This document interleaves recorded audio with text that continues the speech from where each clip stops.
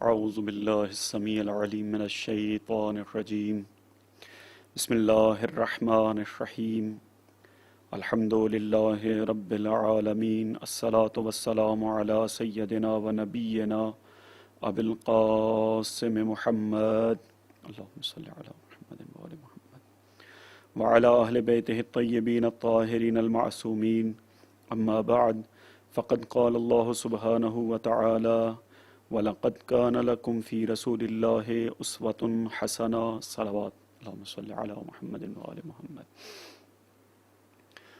خداوند متعال کے ممنون احسان ہیں جس نے ہمیں یہ فرصت، یہ موقع اور زندگی کا یہ مرحلہ عطا کیا کہ ہم اپنی زندگی کے اس حصے کو، اس وقت کو اس کے حبیب اور سبط اکبر ان دو شخصیات کی یاد میں منائیں۔ آج شب شہادت اور شب رحلت ہے نبی کریم صلی اللہ علیہ وآلہ وسلم کی اور سبط اکبر حضرت امام حسن مجتبیٰ علیہ السلام کی۔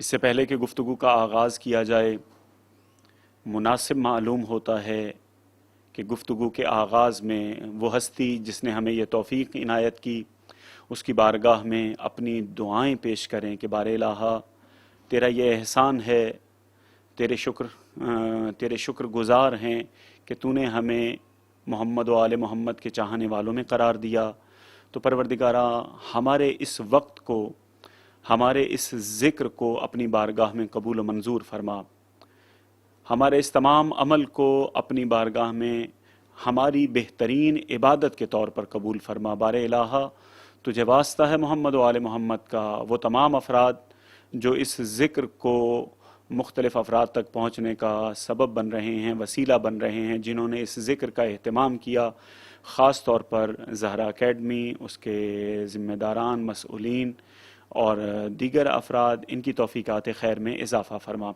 پروردگارہ تجھے واسطہ محمد و آل محمد علیہ الصلاۃ والسلام کا، وہ تمام مومنین جو مقروض ہیں ان کے قرضوں کو ادا فرما، جو بے روزگار ہیں انہیں روزگار عنایت فرما، جو اس دنیا سے رخصت ہو چکے ہیں انہیں جوار ائمہ معصومین علیہ الصلاۃ والسلام میں جگہ عنایت فرما۔ بار الہ تجھے واسطہ محمد و آل محمد کا، ملت جعفریہ کو دن دگنی رات چوگنی ترقی عطا فرما، ہمارے درمیان اتحاد و اتفاق پیدا فرما۔ پروردگارہ تجھے واسطہ محمد و آل محمد کا امام عصر کو ہم سے راضی و خوشنود فرما، اور ہماری سب سے آخری اور اہم دعا یہ ہے کہ اپنی آخری حجت کا ظہور فرما۔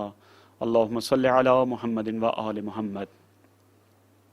عزیزان گرامی، آج کی شب کی مناسبت سے قرآن مجید کی جس آیت کا انتخاب کیا ہے اس میں خداوند متعال ارشاد فرما رہا ہے وَلَقَدْ كَانَ لَكُمْ فِي رَسُولِ اللَّهِ أُسْوَةٌ حَسَنَةٌ، کہ تمہارے لیے میرے حبیب، میرے رسول کی ذات گرامی اسوہ حسنہ ہے، بہترین نمونہ ہے، ایک ایسی ہستی ہے جس کی سیرت کو دیکھ کر، جس کے عمل کو دیکھ کر، جس کے کردار کو دیکھ کر تم زندگی گزار سکتے ہو۔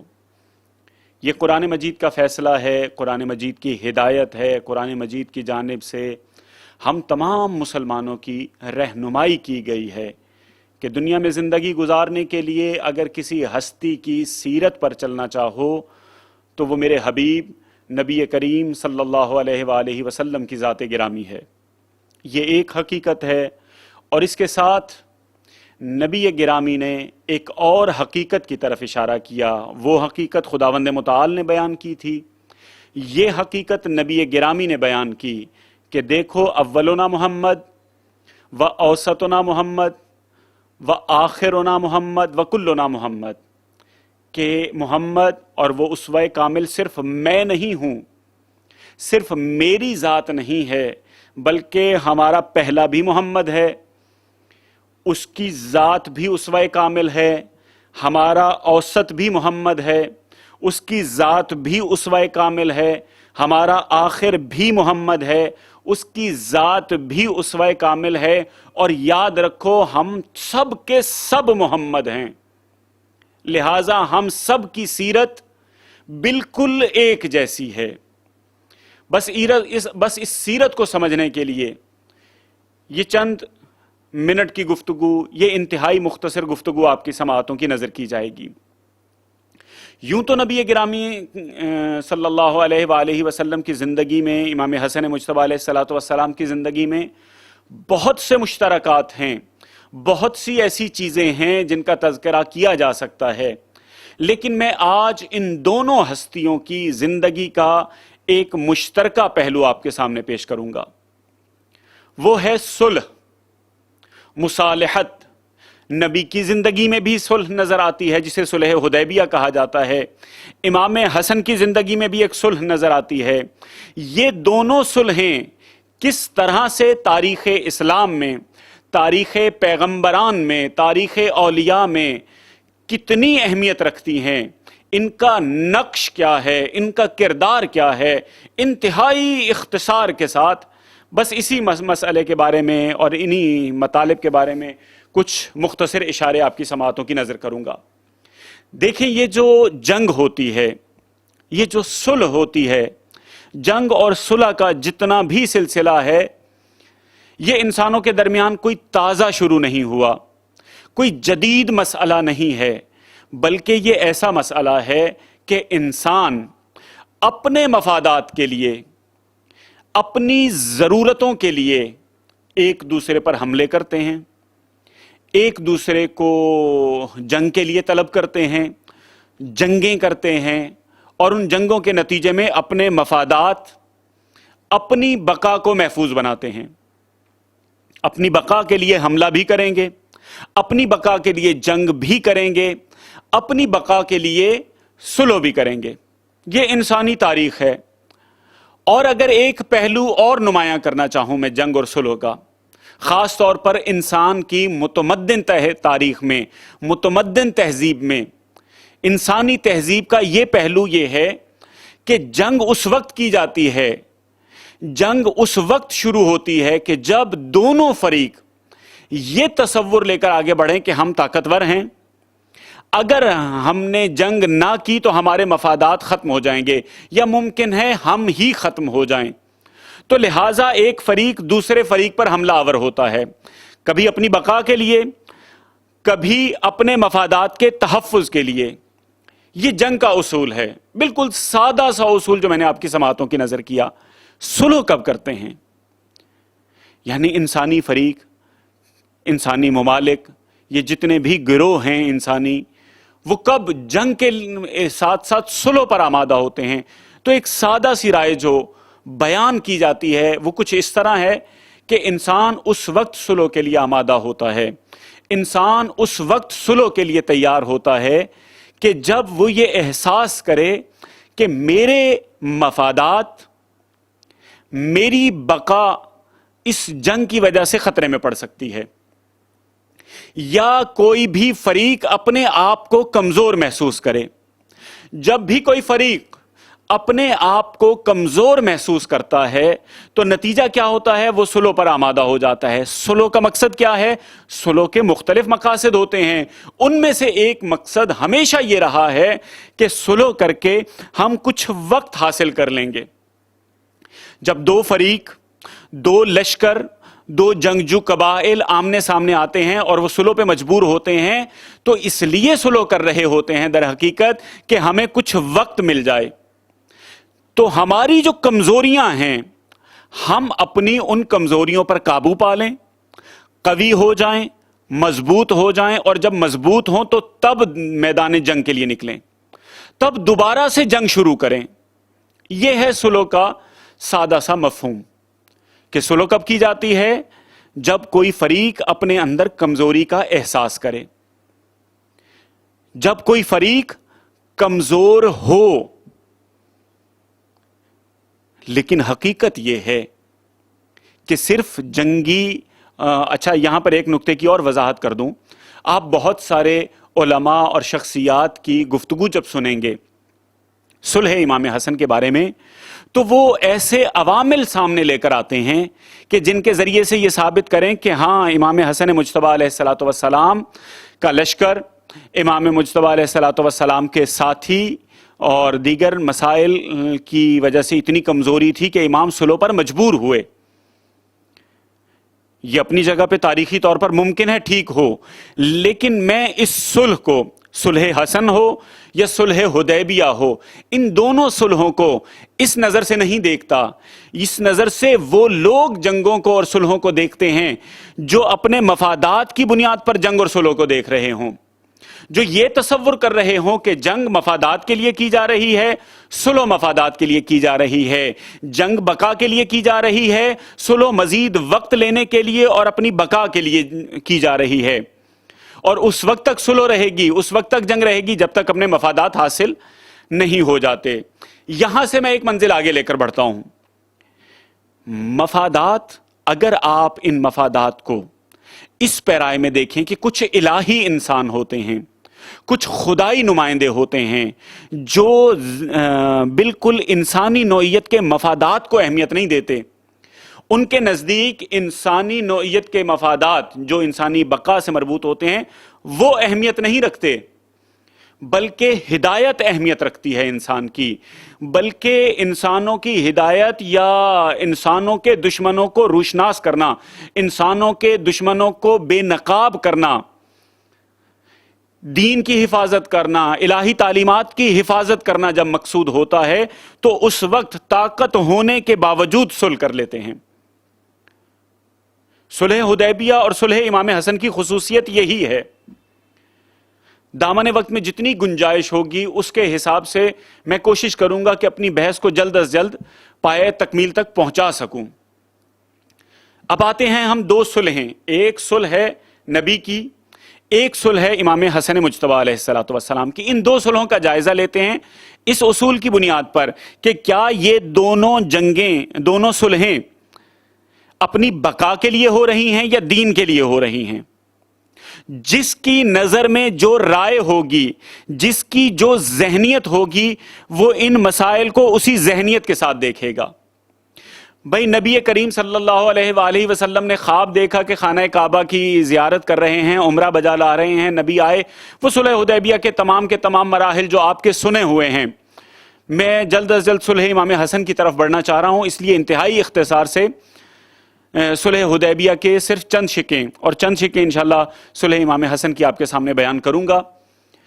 نبی کریم صلی اللہ علیہ وآلہ وسلم آئے اور قریش نے روک دیا کہ آپ عمرہ نہیں کر سکتے، اور مسئلہ نوبت یہاں تک پہنچی کہ آخر میں مصالحت کا معاملہ آ گیا. اب یہاں اگر صلح دیکھی جائے، نبی بھی صلح کر رہے ہیں اور قریش بھی صلح کر رہے ہیں.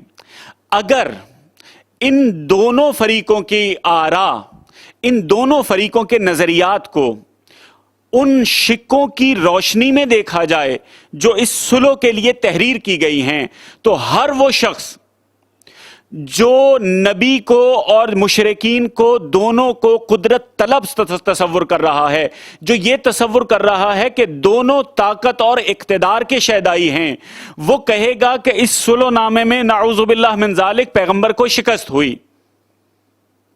جس کی ذہنیت یہ ہے کہ یہ دونوں گروہ، دونوں فریق اقتدار کی جنگ کر رہے ہیں، اگر اس کے سامنے یہ شقیں رکھی جائیں صلح حدیبیہ کی تو وہ قطعاً یہ کہے گا کہ یہ شکست ہے مسلمانوں کی. لیکن وہ شخصیات، وہ لوگ کہ جو نبی کا مقصد، جو نبی کے اہداف کیا سمجھتے ہیں، نبی یہ چاہتے ہیں ہدایت کریں، جو نبی کی شخصیت کو سمجھتے ہیں، جو نبی کے عہدے کو سمجھتے ہیں، وہ کبھی بھی اس جنگ کے بارے، اس صلح کے بارے میں اور اس کی شرائط کے بارے میں شک نہیں کریں گے. توجہ کیجئے گا کس طرح سے پہلی شق جو لکھی جا رہی ہے، معاہدہ حضرت علی علیہ السلام نے تحریر کیا، اس کے اندر بسم اللہ مٹا دی گئی، رسول اکرم صلی اللہ علیہ وآلہ وسلم کا نام لکھا گیا محمد رسول اللہ. بسم اللہ مٹانے کے بعد بسمک اللہم لکھا گیا. وہ جو نمائندہ آیا تھا مشرکین کی طرف سے، اس نے کہا کہ میں تو یہ جانتے ہی نہیں ہوں یہ کیا کلمہ لکھا ہے، ہم اپنے معاہدوں میں بسمک اللہم لکھتے ہیں. رسول اللہ نے کہا چلو ٹھیک ہے یہ لکھ دو. یہ پہلا قدم پیچھے ہٹایا گیا. ذہنیت دیکھیے گا. اس کے بعد دوسری شرط لکھا گیا کہ یہ حازمہ بینا محمد رسول اللہ، یہ معاہدہ ہے، یہ صلح کا معاہدہ ہے محمد رسول اللہ کے درمیان اور قریش کے نمائندے کے درمیان. تو اس نے کہا کہ محمد رسول اللہ مٹا دیا جائے. حضرت علی علیہ السلام نے کہا یا رسول اللہ میں یہ نہیں مٹا سکتا. نبی کریم صلی اللہ علیہ وآلہ وسلم نے اپنے دست مبارک سے ہی مٹا دیا کہ چلو یہ بھی مان لیا. اس کے بعد تیسری شک، یا جسے معاہدے کی عملی طور پر پہلی شک کہا جائے گا، یہ تیسرا واقعہ، وہ یہ کہ 10 سال تک دونوں فریق جنگ نہیں کریں گے. 10 سال تک دونوں فریق جنگ نہیں کریں گے. گویا اب اس کو ایک پہلو سے دیکھیے گا، قریش وہ ہیں جو یہ سمجھ رہے ہیں، ابھی تازہ کئی جنگوں میں رسول اکرم صلی اللہ علیہ وآلہ وسلم سے شکست کھا چکے ہیں اور وہ اپنی طاقت کو نئے سرے سے اکٹھا کرنا چاہ رہے ہیں. لہٰذا وہ یہ چاہتے ہیں کہ ہمیں کچھ وقت ملے اور ہم اپنی طاقت کو اکٹھا کر سکیں، اپنے جنگجوؤں کو تربیت دے سکیں، ہم تازہ دم ہو کر میدان میں آئیں. لہٰذا وہ 10 سال رکھ رہے ہیں. نبی کریم صلی اللہ علیہ وآلہ وسلم نے بھی قبول کیا کہ ٹھیک ہے 10 سال تک جنگ نہیں ہوگی.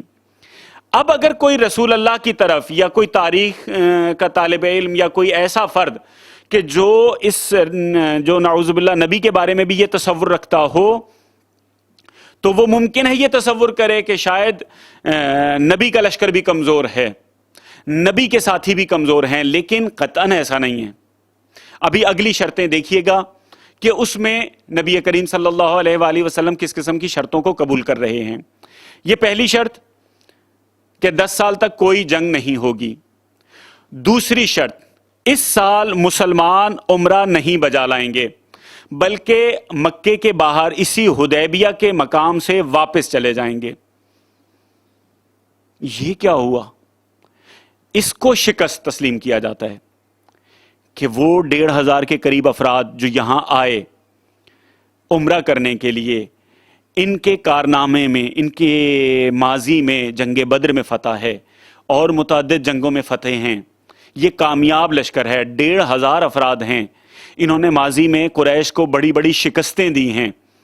یہ 1500 افراد چلے جائیں، جبکہ مکے کے اندر قریش اگر سارے مل بھی جائیں اور جلدی سے اپنے قریبیوں کو بلا بھی لیں تو 3000 افراد اکٹھے نہیں کر سکتے. مقابلے میں کتنے افراد ہیں؟ 1500 ہیں. اور 1500 اور 3000 کا مقابلہ اگرچہ سخت ہے، لیکن جو 1500 افراد ہیں یہ وہ لوگ ہیں کہ جنہوں نے بدر میں 313 تھے اور ادھر 1000 افراد تھے، یعنی 1/3 کا مقابلہ تھا.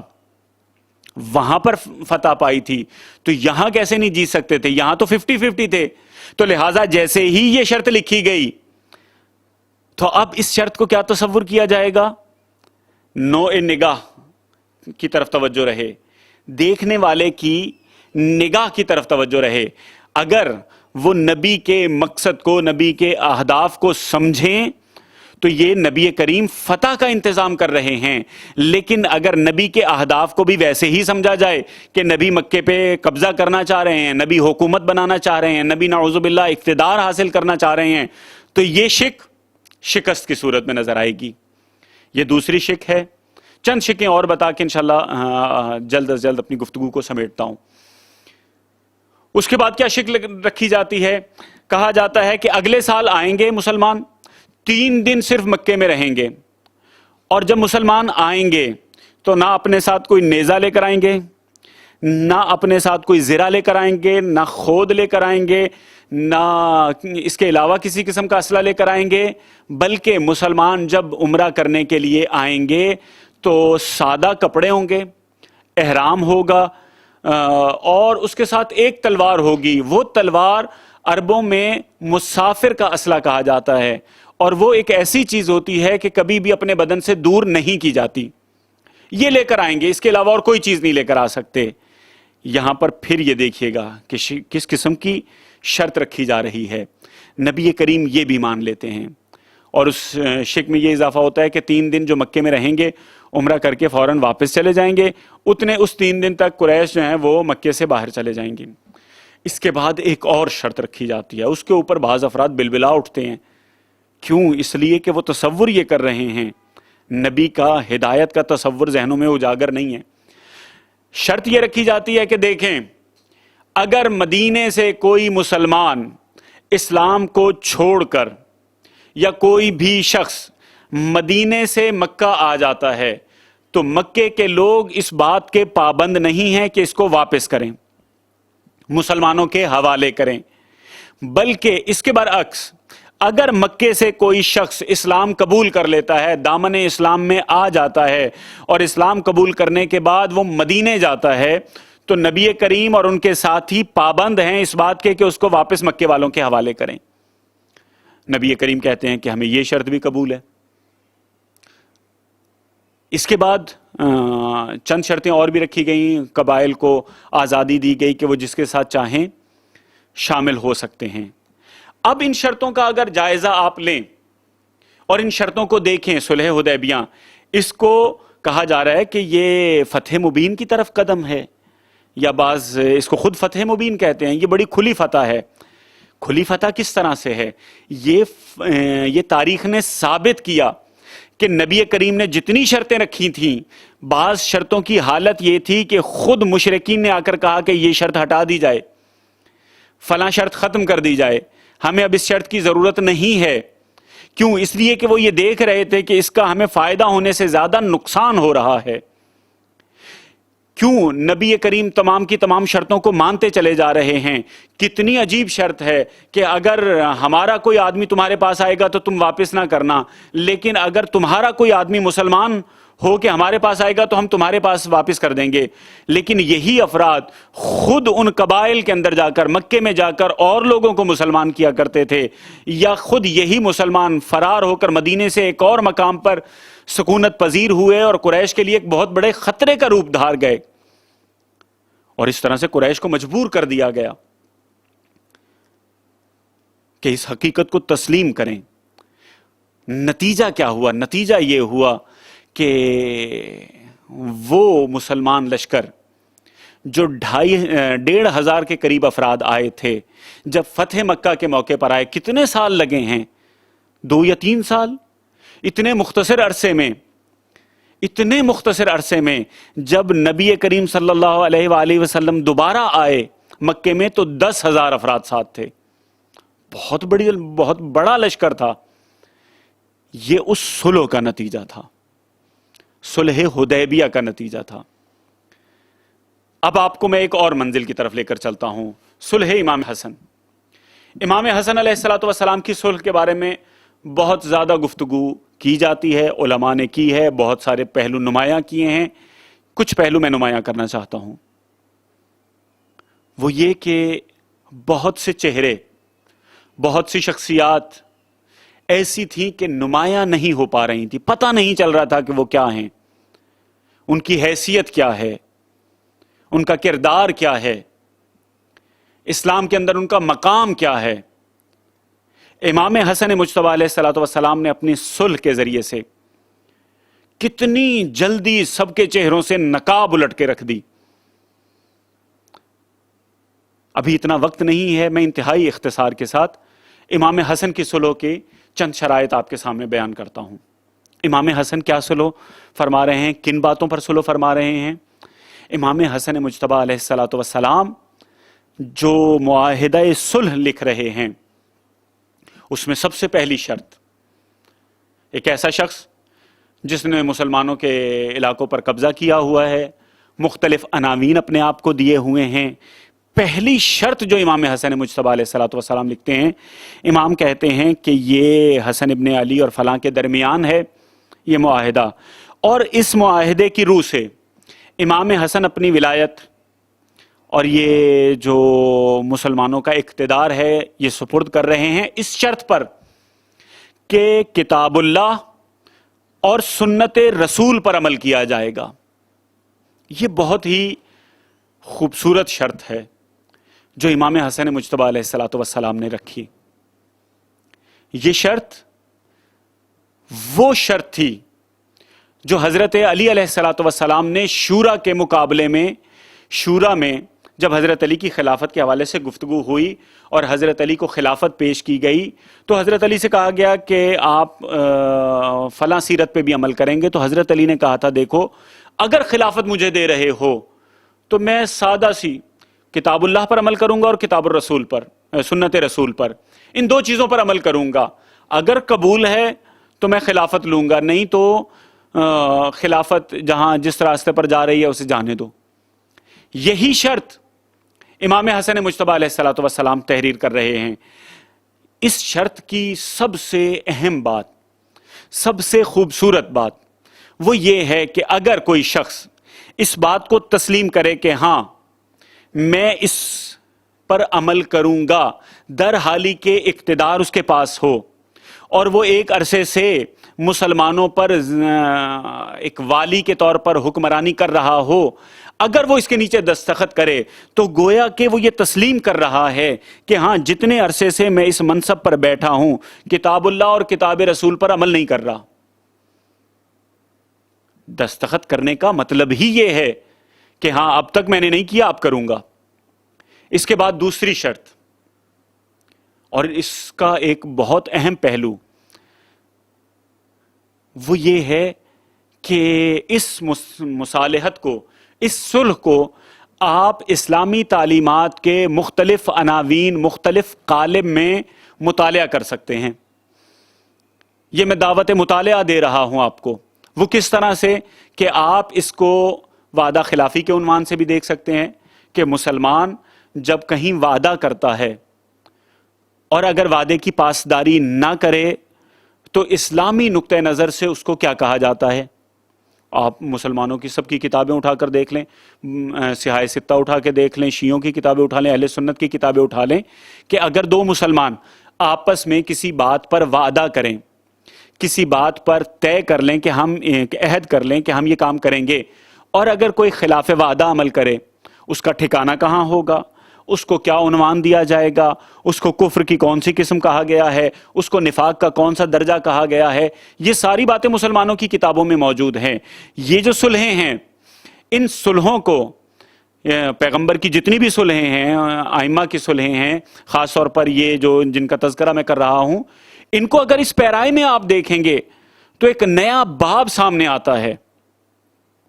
امام حسن مجتبیٰ علیہ الصلوۃ والسلام پہلی شرط کیا لگاتے ہیں؟ کتاب خدا اور سنت رسول پر عمل ہوگا. یعنی گویا کہ اب تک عمل نہیں ہو رہا تھا، چلیں آج کے بعد ہونا چاہیے. دوسری شرط کیا ہے؟ دوسری شرط یہ ہے کہ امیر یا والی جو بن رہا ہے یہ اپنے بعد کسی کو اپنا جانشین نامزد نہیں کرے گا.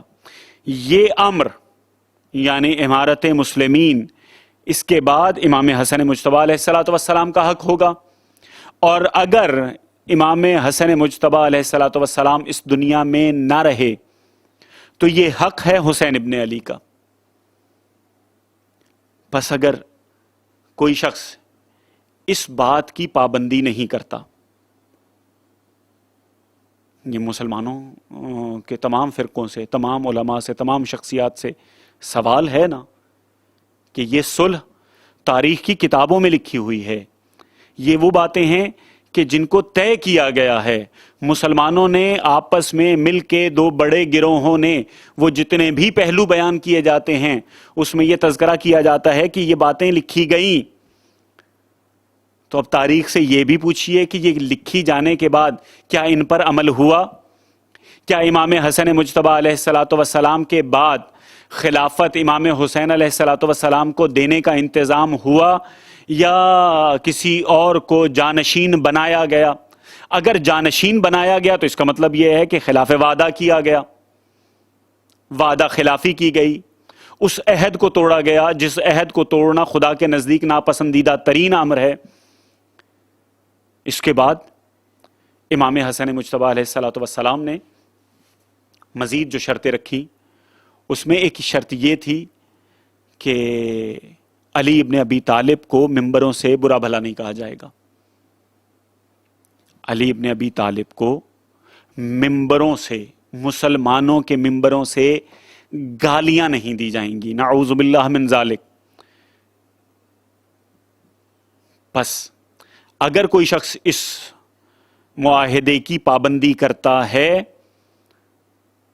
تو بہت اچھی بات ہے، لیکن اگر پابندی نہیں کرتا تو اس کا فیصلہ آپ کے سپرد ہے کہ آپ چاہے وعدہ خلافی کے باب سے اس مسئلے کو دیکھیں، تمام اسلامی کتابوں میں مومن کو گالی دینے کے عنوان سے دیکھیں، مومن کے توہین اور اہانت کرنے کے عنوان سے دیکھیں، صحابی کی توہین کرنے کے عنوان سے دیکھیں، دسیوں عناوین ہیں، حرمت اہل بیت کے عنوان سے دیکھیں، کسی بھی عنوان سے دیکھ لیں، مجھے اس سے کوئی سروکار نہیں، لیکن ایک مسلمان ہونے کے عنوان سے، ایک طالب علم ہونے کے عنوان سے، تاریخ کا ایک طالب علم ہونے کے عنوان سے میں یہ سوال تو کر سکتا ہوں کہ کیا تاریخ مجھے یہ بتاتی ہے کہ کیا حضرت علی علیہ السلام کو گالیاں نہیں دی گئیں؟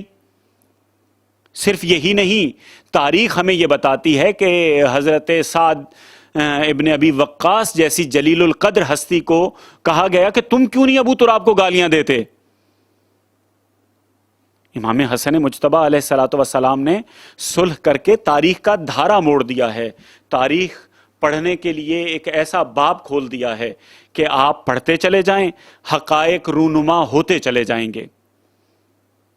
سعد ابن ابی وقاص نے کہا کہ 3 چیزیں ایسی ہیں جو علی ابن ابی طالب کو ملی ہیں کہ ان میں سے اگر کوئی ایک چیز بھی مجھے مل جاتی تو میرے لیے سرخ اونٹوں سے زیادہ بہتر تھی، دنیا و جہان کی دولت سے زیادہ بہتر تھی۔ جس علی کو اتنی نعمتیں ملی ہوئی ہوں اس کو گالی دوں گا میں؟ لیکن گالیاں دی گئیں۔ اس کے بعد ایک ایک کر کے امام حسن مجتبیٰ علیہ السلام نے اور بھی جتنی شرائط رکھی، جتنے آرٹیکلز تحریر کیے، جتنی شکیں بڑھائیں، وہ سب کی سب ایک کے بعد ایک ہو کر نمایاں ہوتی چلی گئیں۔ مثلا یہ کہ وہ تمام افراد جو امام حسن مجتبیٰ علیہ السلام کے قریبی ساتھی ہیں ان کے خلاف کسی قسم کا کوئی اقدام نہیں کیا جائے گا، لیکن تاریخ بتاتی ہے کسی ایک شرط کی پابندی نہیں کی گئی، کسی ایک چیز کا خیال نہیں رکھا گیا۔ کتنی ہی ہستیاں ہیں جن کو قتل کیا گیا، عمرو ابن حمق خزائی ہیں، حجر ابن عدی ہیں، صحابہ کرام کی ایک طویل فہرست ہے۔ یہ وہ ہستیاں ہیں کہ جن کے قتل پر جتنے زندہ صحابہ موجود تھے وہ بلبلا اٹھے، تڑپ اٹھے کہ کس آدمی کو شہید کر دیا گیا، حجر کو، کس وعدے کی پاسداری کی گئی۔ لیکن اگر امام حسن مجتبیٰ علیہ السلام صلح نہ کرتے تو آج مسلمان ان تمام باتوں کو مان رہے ہیں۔ مسلمان امام حسن نے جو شرائط لکھی تھی، جو چیزیں بیان کی تھیں، آج مسلمانوں کے منشور کا حصہ ہیں۔ کوئی مسلمان فرقہ ایسا نہیں ہے کہ جو صلح حسن کے اس مواد سے، صلح حسن کی ان شرائط سے وعدہ خلافی کر سکے، روگردانی کر سکے۔ سب تسلیم کرتے ہیں۔ یہ امام حسن مجتبیٰ علیہ السلام کا کمال تھا۔ ممکن ہے اس دور میں وہ افراد کہ جو یہ سمجھ رہے تھے کہ امام حسن مجتبیٰ اقتدار کی خاطر لڑ رہے ہیں، وہ خیمہ حسن پر حملہ کر دیں۔ کیوں؟ اس لیے کہ ان کی ذہنیت بھی ویسی ہی تھی کہ وہ یہ سمجھ رہے تھے کہ ان میں سے بعض افراد یہ سمجھ رہے تھے جنہوں نے بعض افراد نے آ کر سلام بھی کیا، یا مذل المومنین، اے مومنین کو ذلیل و خوار کرنے والے تم پر سلام ہو۔ ذہنیت کیا تھی؟ ذہنیت یہ تھی کہ امام حسن مجتبیٰ بھی اقتدار کی خاطر لڑ رہے ہیں۔ لیکن نہیں، تاریخ نے ثابت کیا کہ جس طرح سے صلح حدیبیہ اہم تھی، جس طرح سے صلح حدیبیہ نے مشرکین کو شکست دی، جس طرح سے صلح حدیبیہ نے مشرکین کا پردہ چاک کر کے رکھ دیا، اسی طرح صلح امام حسن علیہ السلام نے تاریخ کے اندر وہ باب نمایاں کر دیے، وہ چہرے نمایاں کر دیے کہ جو ممکن ہے صلح نہ ہونے کی صورت میں نمایاں نہ ہو پاتے۔ صلح حسن کے اثرات ایسے تھے کہ چند ہی سال میں احساس ہو گیا کہ یہ ہم سے بہت بڑی بھول ہو گئی، یہ ہم سے بہت غلطی ہو گئی، جتنی جلدی ہو سکے حسن کو راستے سے ہٹا دیا جائے۔ کیا کیا کیا گیا؟ مختلف افراد کو اجیر کیا گیا، کرائے کے قاتل رکھے گئے، 4 افراد سے کہا گیا کہ تم جس حالت میں بھی جیسے بھی ممکن ہو حسن ابن علی کو قتل کر دو تو تمہیں سونے سے تول دیا جائے گا، منہ مانگا انعام دیا جائے گا۔ کتنی ہی مرتبہ امام حسن مجتبیٰ کو تاریخ بتاتی ہے، کتنی ہی مرتبہ امام حسن کو زہر دینے کی کوشش کی گئی۔ نبی کے مصائب ایک طرف، امام حسن کے مصائب ایک طرف، کتنے مصائب ہیں، کتنی مصیبتیں ہیں۔ امام حسن وہ مظلوم ہستی ہیں کہ جنہیں گھر میں سکون نہیں۔ ہم امام حسین کو مظلوم کہتے ہیں، لیکن کچھ پہلو ایسے ہیں مظلومیت کے جہاں امام حسن کی مظلومیت بڑھی ہوئی نظر آتی ہے۔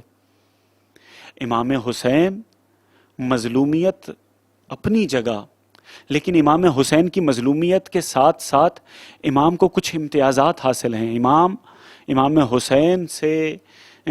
حسین کے گھر میں ایسی زوجات ہیں، ایسی خواتین ہیں، ایسی بیبیاں ہیں کہ حضرت رباب نے ایک مرتبہ ایک دن امام حسین کے لاشے کو روز عاشور دھوپ میں رکھا ہوا دیکھا، دھوپ میں پڑا ہوا دیکھا، تو اس کے بعد حضرت رباب کبھی چھاؤں میں نہیں بیٹھی، صرف اس وجہ سے کہ میرے آقا میرے سرتاج کا لاشا دھوپ میں پڑا ہوا تھا، اگرچہ دفن کر دیا گیا لیکن اس کے بعد ساری زندگی بی بی چھاؤں میں نہیں بیٹھی۔ لیکن حسن مجتبیٰ وہ مظلوم ہستی ہیں کہ حالت روزہ میں جس بیوی نے زہر دیا وہ امام کے گھر میں رہا کرتی تھی، اور کیوں زہر دے دیا؟ 1,00,000 دینار اور امیر شام کے بیٹے سے شادی کی لالچ میں۔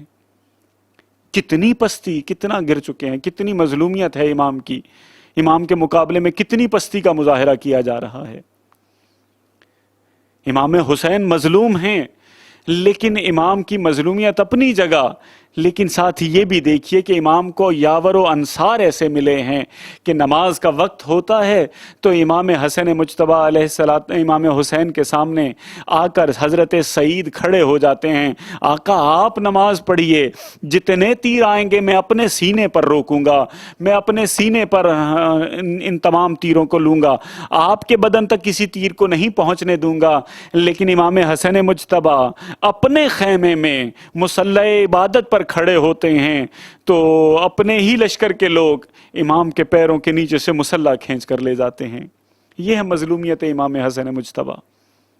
کتنے مظلوم ہیں، زہر دے دیا جاتا ہے، وہ ذرا سا وہ دودھ پینے کے بعد افطار میں زہر پیتے ہیں امام حسن مجتبیٰ علیہ السلام، بس بہنوں کو خبر دی جاتی ہے، جناب سیدہ زینب، حضرت ام کلثوم، حضرت رقیہ بیبیاں آ جاتی ہیں، آ کر دیکھتی ہیں کہ امام حسن کے جگر کے ٹکڑے تشت میں گر رہے ہیں، بیبیاں گریا کرتی ہیں، بیان کرتی ہیں کہ جیسے ہی اس تشت پر نظر پڑتی ہے ایک کے بعد ایک تشت خالی کیا جا رہا ہے، امام حسن خون کی الٹیاں کر رہے ہیں، یہ تشت دیکھ کر بہنوں کا کیا حال ہے؟